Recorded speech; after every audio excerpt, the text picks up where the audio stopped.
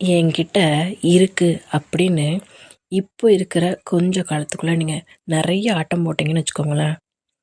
நல்லா ஞாபகம் வச்சுக்கோங்க. உங்களோட சந்தோஷமும் சரி, உங்களோட நிம்மதியும் சரி, நீங்கள் இதனால் சம்பாரித்த எல்லாமே சரி, கொஞ்ச காலம்தான். நேர்மையோடையும் என்னால் முடியும்னு உங்களை மட்டுமே நம்பி நீங்கள் சம்பாரித்த எல்லாமே கடைசி வரைக்கும் உங்கள்கிட்ட இருக்கும். ஆனால் யாரோ ஒருத்தங்களை ஏமாற்றியோ, நான் தான் பெரிய ஆளுன்னு ஆணவத்தை காட்டியோ நீங்கள் சம்பாரித்த எதுவுமே உங்கள்கிட்ட இருக்காது. இது நிதர்சனமான உண்மை. நீங்கள் நம்பினாலும் சரி, நம்பலைனாலும் சரி. இன்றைக்கி நீங்களாம் ரொம்ப சந்தோஷமாக இருக்கிற மாதிரி இருக்கும். உண்மையாக இருக்கிற எல்லாருக்கும் உங்களை பார்த்தா கோவமும் வேதனையும் வரும்.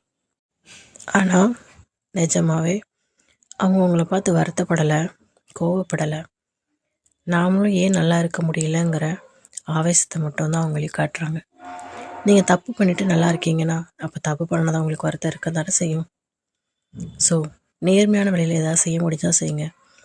ஏமாத்துறவங்க மட்டும் தான் இந்த உலகத்தில் வாழ முடியுதுமா அப்படின்னு நீங்கள் சொல்கிறது எனக்கு கேட்குது.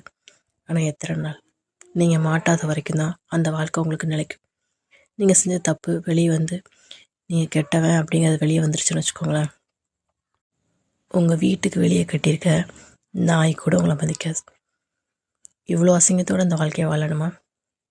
இப்போவே தெளிவான வாழ்க்கை ஏதோ அதை சூஸ் பண்ணுறது தான் உங்கள் லைஃப் சேஃப்.